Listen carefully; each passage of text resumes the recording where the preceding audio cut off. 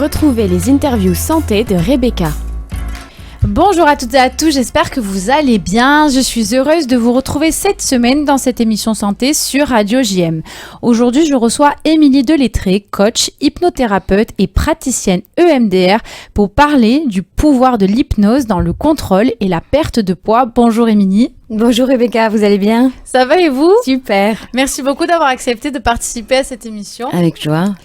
Alors, vous avez votre activité à Paris principalement, mais également à Marseille. Alors, pour commencer, expliquez-nous qu'est-ce que l'hypnose et comment cela fonctionne.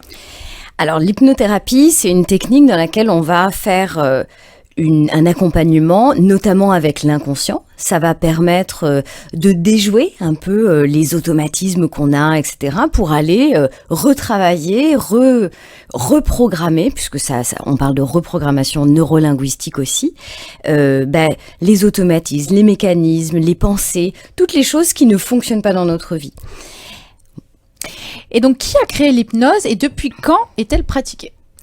L'hypnose telle qu'on l'a fait aujourd'hui en cabinet, c'est une hypnose plutôtéricksonienne, celle que je pratique moi en tout cas.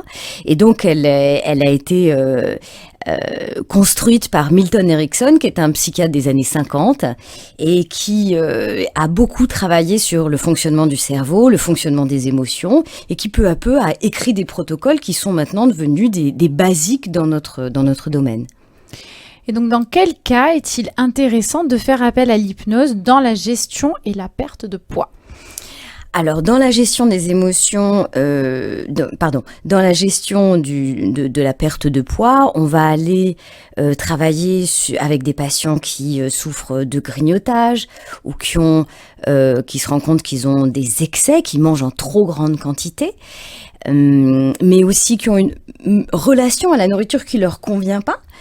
Ou bien qui ont des aliments ou des groupes d'aliments fétiches dont ils n'arrivent pas à se dissocier, etc.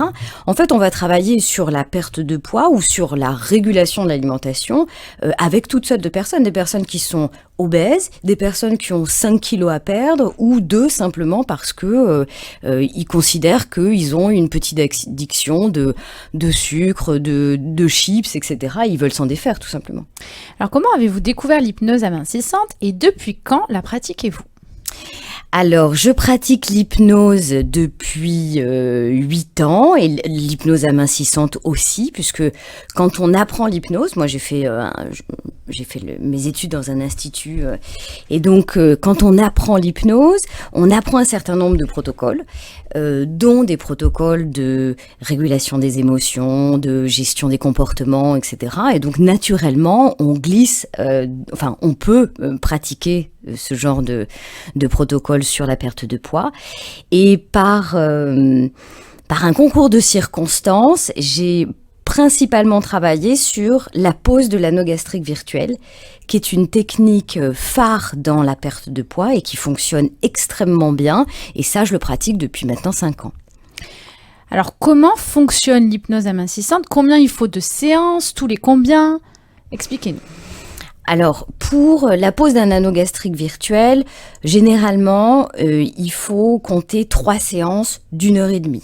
En tout cas, dans mon cabinet, c'est comme ça que ça se passe. C'est-à-dire que pendant 1h30, la première fois qu'on se rencontre, on a une grande exploration de la problématique de la personne, la relation de la personne avec l'alimentation, son historique aussi.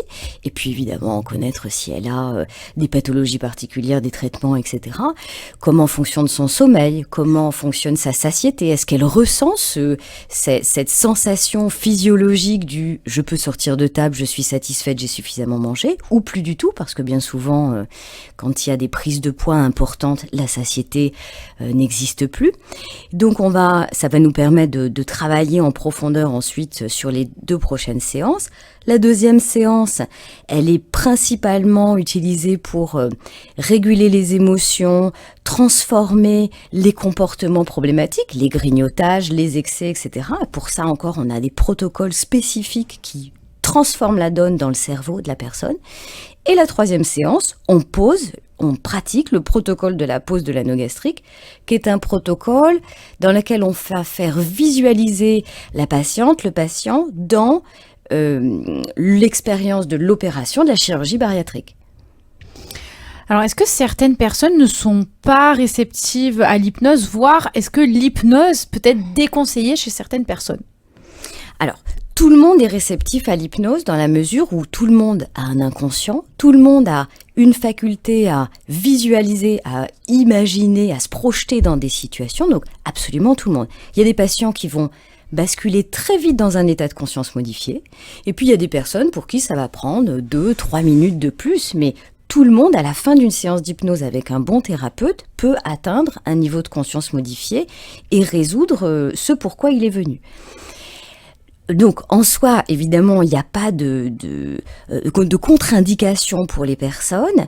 Je dirais que la plus grande contre-indication, c'est ceux qui préfèrent juste rester dans leur état et ne pas aller mieux. Mais généralement, quand un patient vient dans un cabinet, c'est qu'il a besoin et qu'il a conscience qu'il a besoin d'aide, qu'il a besoin d'être accompagné. Donc, non, pas de contre-indication sur l'hypnose. Y a-t-il des risques ou des effets secondaires de l'hypnose amincissante ? Alors, il n'y a pas de risque dans la mesure où, quand on fait cet entretien d'exploration, on construit un peu quelle est l'alimentation générale de la personne. Et donc, on a des points d'alerte si vraiment il y a des problèmes ou des manques dans cette alimentation au niveau nutritionnel, au niveau des éventuellement carences que ça peut conduire.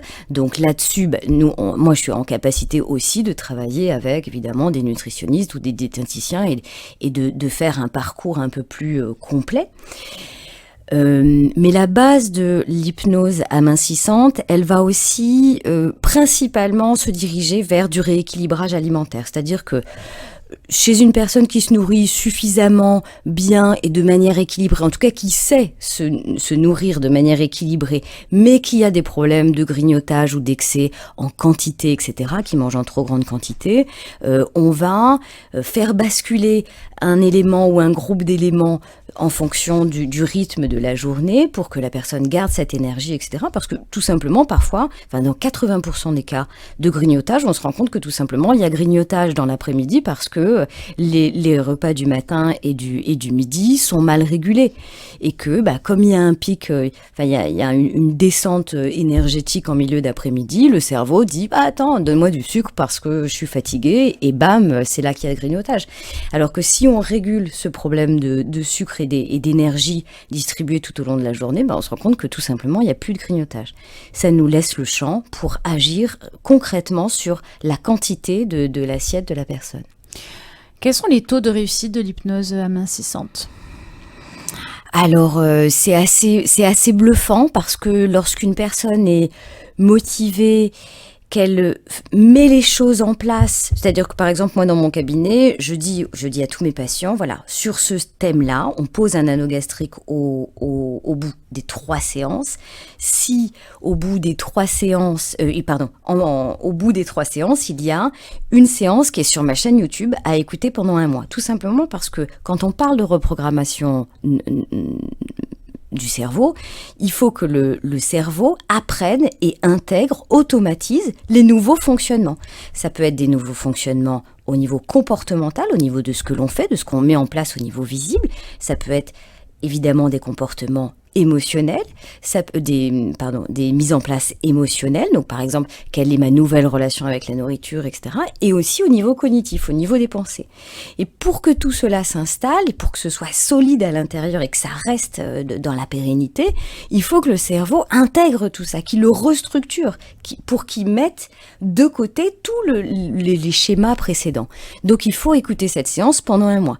Quand on fait ça, votre chaîne YouTube comme ça, ma chaîne YouTube, elle s'appelle Émilie Delettré, tout simplement.